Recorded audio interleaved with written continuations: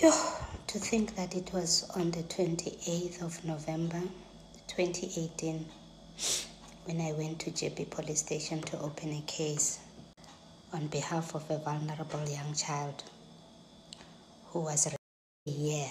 Hey beautiful people, how you are doing today? It's your girl Destiny here and welcome to my channel. How you are doing? Hope you guys are doing great. This video is a blind reaction to a story time. But I can tell you guys story because I'm giving this intro afterward. Okay. So it's a blind reaction to a story time of a woman who came to tell a story of how she was able to persecute her husband, and now her husband has been sentenced to life imprisonment for SAing her niece and their adopted daughter. At least for now, that is what we know. But for me, it's how this woman handled the situation and how she navigated the situation and how she protected these children and how she heard them out. And she went to talk about how she found out, how she handled the entire situation, how she handled the husband and all that, which you're going to get into. But yeah, let's go check out this video, this story time, and then we'll come back and talk more. Yo, to think that it was on the 28th of November 2018 when I went to JB police station to open a case on behalf of a vulnerable young child who was a year ago. She was on the 19th of November 2017, and I only got to learn about it on the 28th of November 2018. And on that day I went to the police station and I said to the police, I came here to bring this child to open a case because I've just been told that she was by my own husband.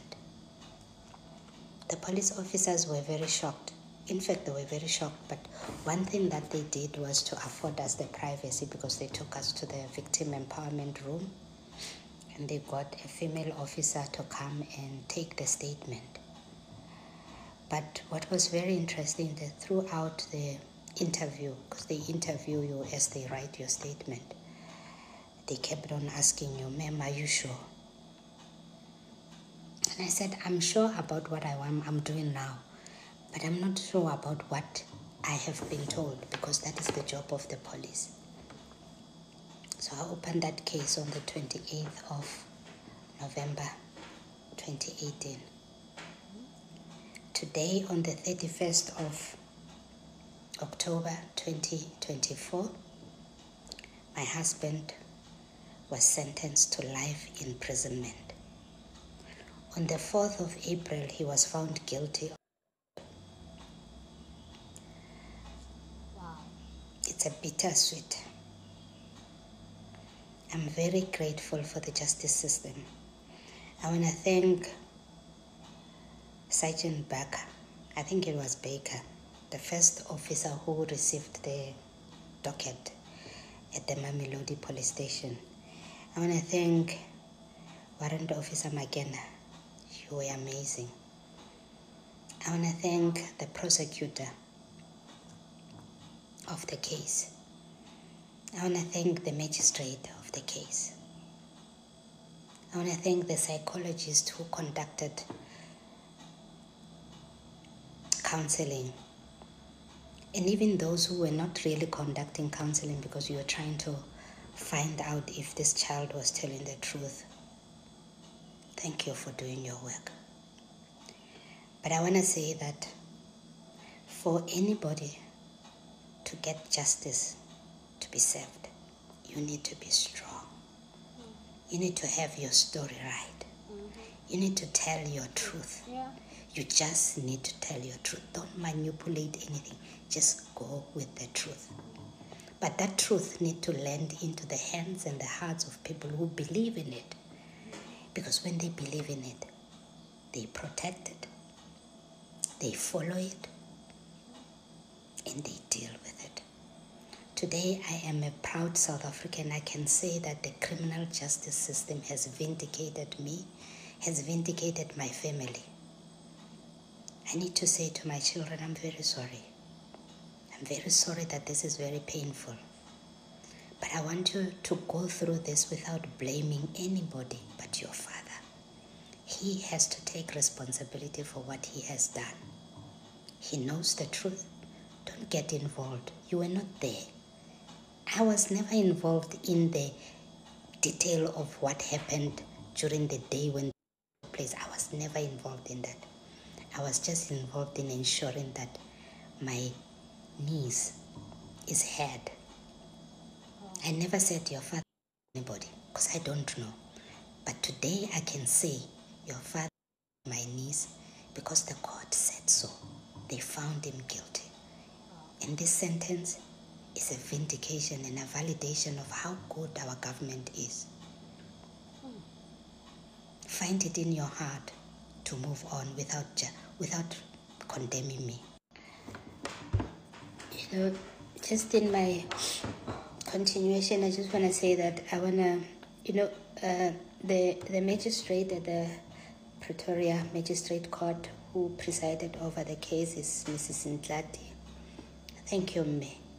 Thank you for your hard work. And thank you for paying attention to detail. You have vindicated me. And thank you. Thank you. Hey, Mrs. Annalise Stillers, the prosecutor. You've done an excellent job. Thank you. Warrant Officer Magena. Big ups to you, Ndade. Thank you. You protected the docket with your life. And to Sergeant Beckers as well. Thank you. Well done.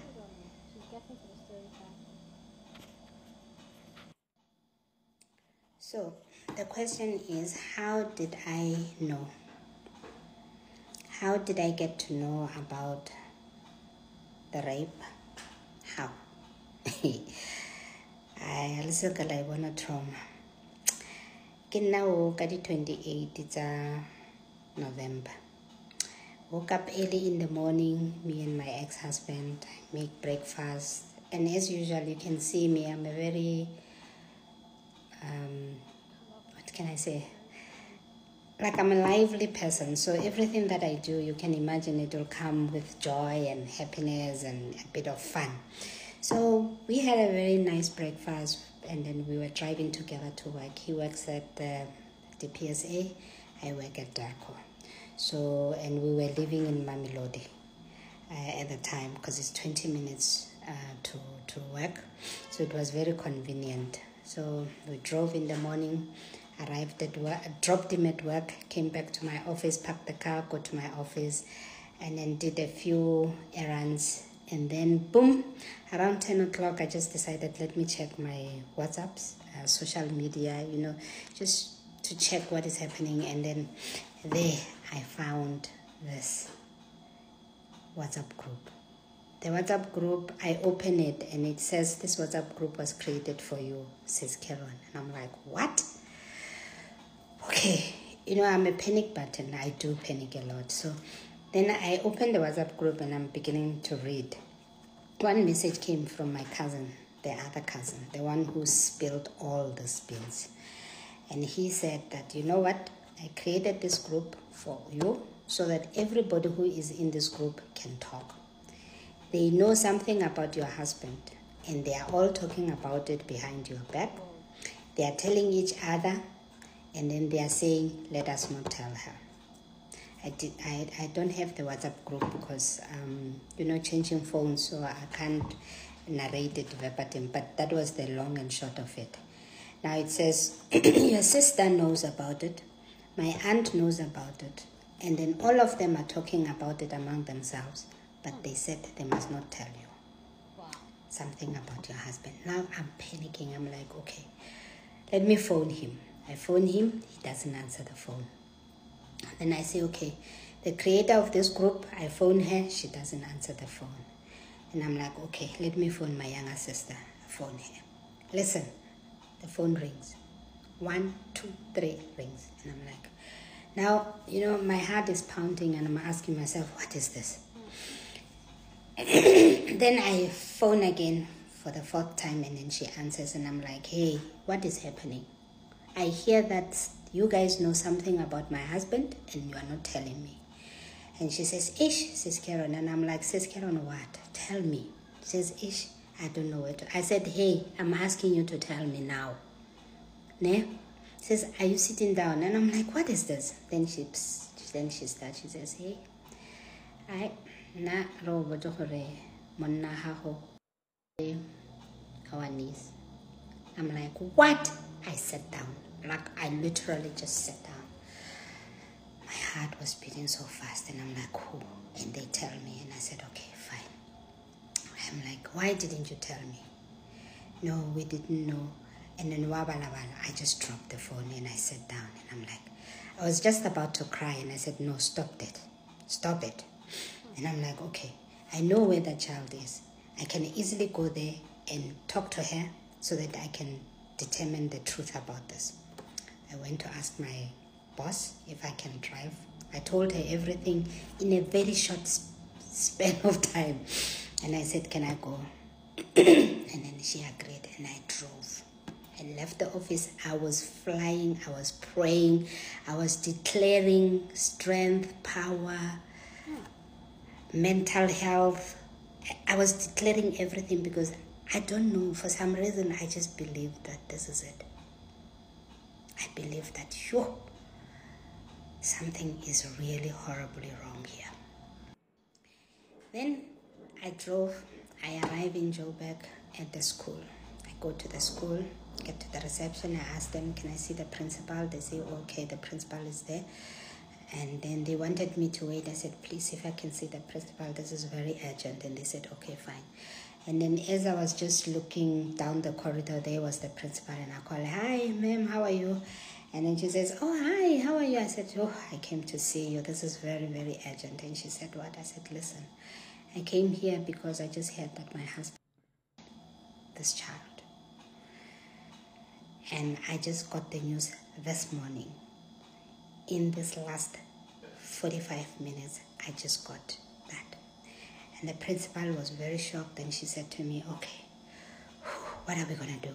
Then she said, listen, I think under the circumstances, what we are going to do is that I'll call the child and I'll ask her to come to my office. You go and wait in the staff room so that she doesn't see you. Because if she sees you, I don't know, it will make her panic, and that will not be good for her. So let me call her nicely, and then I'll talk to her in my office. I'll ask her all the questions because I'm a trained practitioner, and I have experience in handling these issues. And thereafter, I'll call you. And I said, okay, ma'am, it's fine. I went to the staff room, and I sat there, and then they called the child through the intercom, and then she came. And then she spoke to the teacher the principal in the principal's office. And thereafter, they called me and to come into the principal's office. I went. And when I was coming, the principal just said to me that, you know what, I'm sorry. She confirmed it. And I entered the office. She was so fragile, so innocent. And I had to, then I sat there, and Miss Demetrius, I gave her a hug. I said, how are you, baby girl? And she said, it's fine. And then the principal then said, look, Auntie Karen came here to ask you, to talk to you, and I just want you to tell her what you told me. And she started crying. The principal held her, and I went closer to her, and I said to her, listen, baby girl, tell me, you can trust me. I'm here for you. Just talk to me. And then she said, yeah, it was on this day. And then me and Papa, we went to Mamelodi. And when I was there, I was playing around. Then I found a violin. I was playing with the violin. And then as I was playing, he asked me to come and sit on his lap. And then he asked me to do 1 and 2 and 3. And he did 1 and 2 and 3.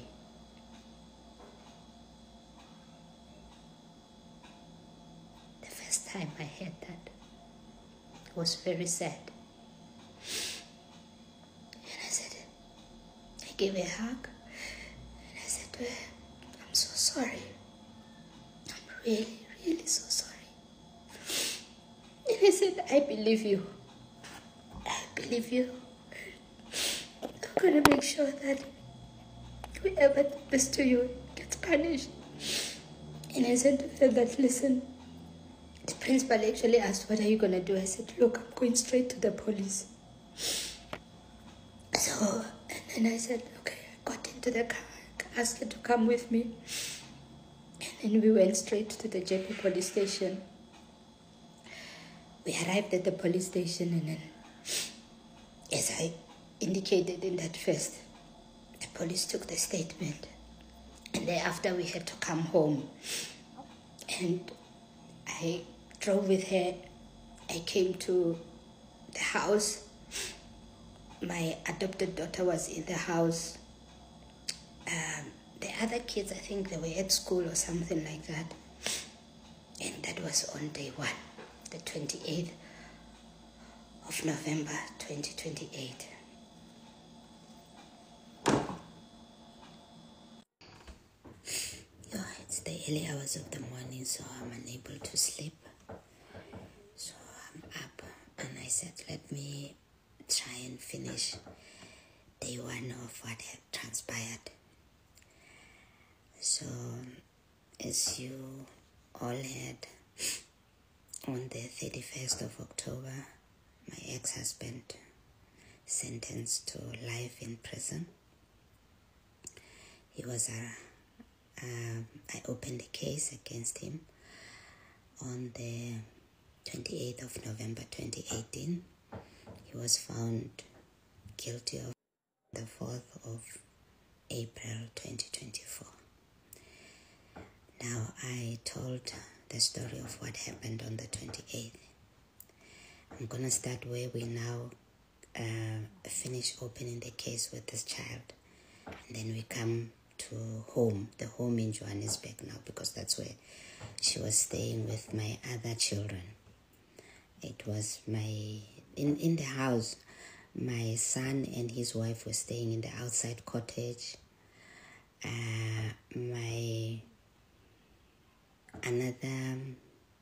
Is it a cousin?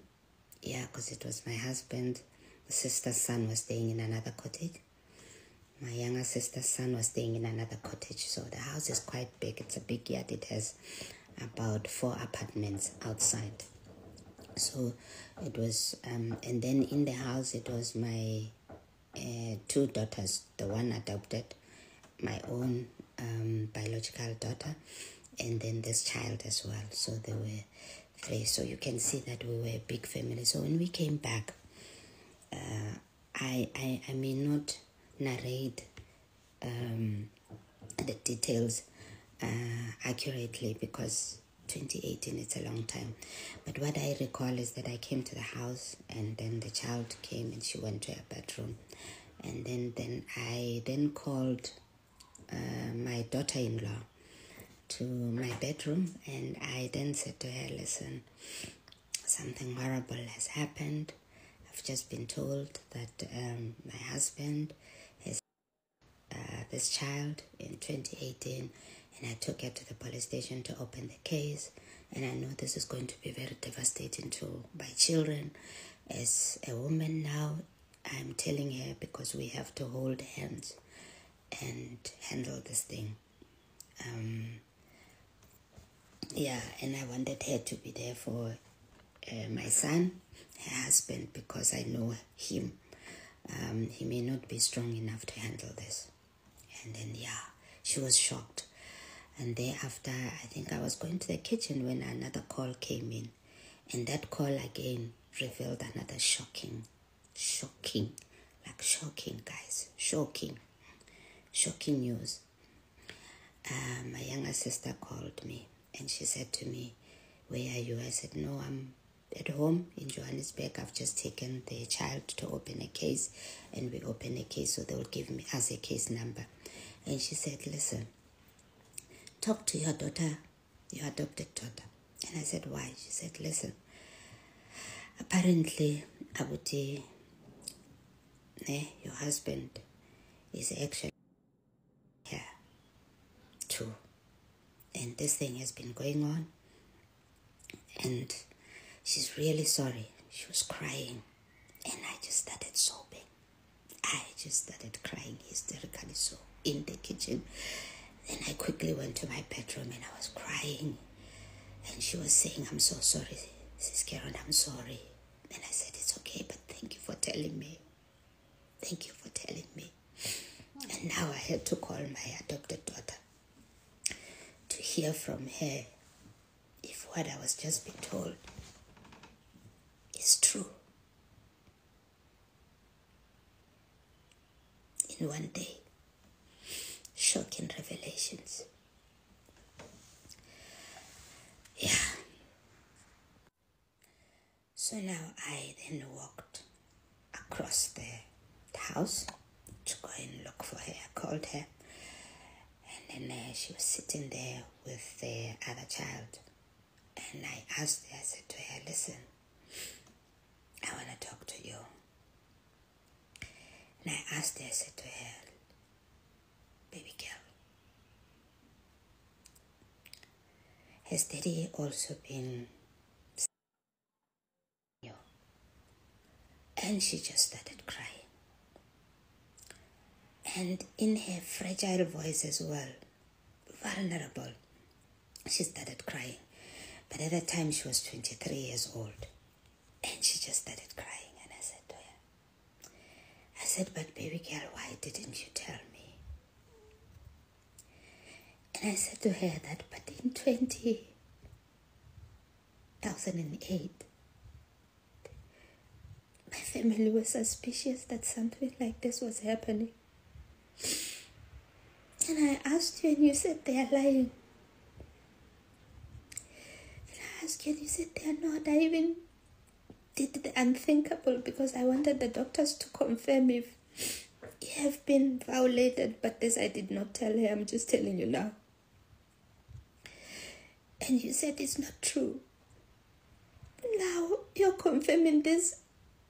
You're 23 years old. I'm just like thinking, if this thing had been communicated to me then, I would have dealt with it. I would have stood by you. The reason why I was asking you that is because I will never ever tolerate anything happening to you.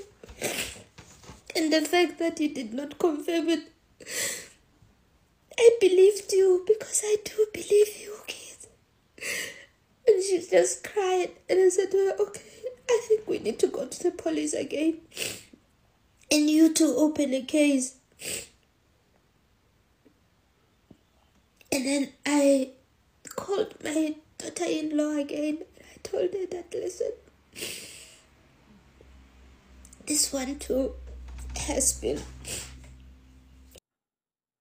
by him. And I'm going to have to take her to the police station. Yeah, and you stay with this other one while I go with that one. So I think I took her to the police station again. And then the police station, they said, I think they were shocked. And I told them that, yeah, even this one too was affected. And then they helped open a case. I think on that day I opened 2 cases. And I came back home. As we were driving back, I was asking her if she's going to be okay because I have to go back to Pretoria. And then I said, please take care. And for now, we will keep this matter very quiet until the police are ready to act because they are going to conduct some investigation. Now, what was very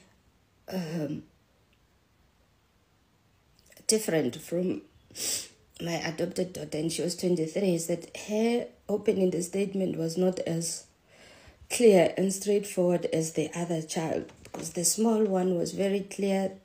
The police were able to hear her, even though she was crying, but they could hear. But this one, when the police were asking her, and I remember the police officer kept on assuring her to say, listen, tell us what happened. We will then really protect you. I think there were a number of things because she's 23 years old. They were asking her who she told. She said nobody. Did you try to run away? She didn't. Didn't you do that? But I just know that it was not possible for her, maybe because I think this man, the way he was able to groom them to feel so weak and so vulnerable and so dependent on him while he was just doing all these horrible things against them. Yeah. Now, at home, I said to them, listen, I want you, my daughter-in-law, to look after these two children. Make sure that nobody get to know about this for now, because the police are going to conduct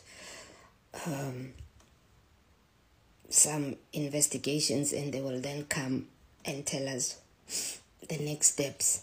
So I have to go because, we live in Mamelodi, and I have to go and fetch your father from work, and then we go back. So I gave them a hug, and then I told them that I have to go. So now I was leaving. So I left them in Joburg. The house was fully secured, so they were fully taken care of. So because I was staying in Mamelodi during the week, and then Fridays will come over and spend the weekend at home. Yeah. Now, here I am. I'm driving back to Pretoria. It's around 4 o'clock. Traffic is going to be a bit heavy, and I wanted to make sure that he does not suspect anything. And so I drive. I go back to the office. I get my laptop and everything. Then I drive to his office. I think I arrived there around 5:30. But on my way, I found a couple. They are our family friends. And I then told them that, listen, I'm not good in handling matters like this, but today I've just been told that my husband has raped 2 kids, or has been. And I opened a case on their behalf at the police station. So I want them to come to their house in Mamelodi so that when we arrive, they are there. Because I don't know, I'm so mixed up, I'm so angry, I'm so disappointed, I'm so lost, and I don't know what I might do when we get there. And if I act whichever way I act, it might actually be dangerous for both me and my husband at the time. And I am asking them to come. So I phoned them, and they said, yeah, they will come. And then I phoned the pastor, and I told her what was going on. And the reason why I did that is because my husband was a deacon at the church, and he was also the coordinator of the adult choir. And he was also responsible for one of the counselors, people who were doing counseling. He was very prominent. So I thought that if I tell the church, they will then handle the matter in a Christian manner, and they will be able to confront him, and he will maybe admit, confess, something like that. So I was feeling like, the Jesus gospel will then manifest in this point, because God says, come to me, those who are weary, and I will give you rest. And he says, cast all your cases unto me. So I called them and I drove. And now I had to wipe these tears. I had to look fresh. I had to fetch him. And we drove back to Mamelodi. I went to his office. I waited, called him, and then he came. And he was still connecting with the morning mood. Remember, in the morning when we drive, we sing the gospel music. Sometimes I dance in the car. On that day, I could not even dance. I was just singing, and I think the gospel was much better because it just kept me in the spirit. So, and then I made sure that I don't talk too much, and because I was driving, so I was able to just focus. One thing about him is that he was not really paying attention to how you He was not a reader of. Guys, I had to stop this video here. There's going to be a part 2 because it's already long already. So I'm going to stop it here. The other one is going to come up like in the next 2-3 hours. So you want to stay tuned. Let me know what you think about this video this down in the comment section. Go ahead and share your thoughts, but please keep it respectful. Here on this channel, we're allowed to disagree, but we do it in a respectful way. I say this all the time because of the kind of conversation we have here. It can easily go really crazy sometimes, but I do appreciate you guys the way it's very respectful. Yeah, so I always want to, so that for new people that come, it can be very respectful. Okay, so they know how we do it here. Um, for me, first up, I just want to say this woman, this is a woman, this is a mother, this is a nurturer, this is a protector. The fact that she believed this little girls on the, like, when they told her, she didn't, her first instinct was not to fight back or to protect her husband, but to say, you know what, we're going to find out and we're going to get justice for these girls. Like, and I understand the culture of where most women, most girls that has been SA cannot really come out to speak because of that fear of not being heard, and that fear of not being believed just made a lot of women, not just even girls, there are a lot of women that has been essayed that will not speak about it, that will not even seek for justice, that will not do anything. But to get a woman like this that stood on business and decided to handle this the lawful way to get justice, and now this man is paying for his crime, and for able to make the space safe for those little girls, for the little girl and adopted daughter to be able to speak up and tell the truth and tell their story. I need to find a name. Like, guys, I'm going to leave a name on the screen or something, but I feel like this is a woman that should be eliminated, because most times the first instinct that comes is that as women were just going to be on a defense mode. Are you sure what's going on there? But she went on to believe.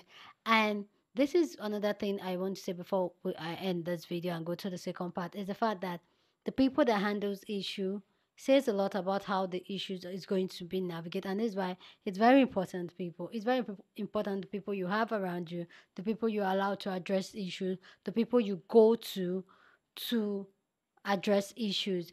If we're to be another person that she went to, maybe she waited for the child to come home, maybe the child wouldn't have told her, but because she went to school, the child's school, and spoke to the child's principal, that was a professional that knows how, probably was a psychologist and all that, and knows how to handle things like this. I felt like that was what made it a lot easy for this conversation, for this child to open up and speak up. To think that this child live under their roof and yet this is happening to her and she does not know.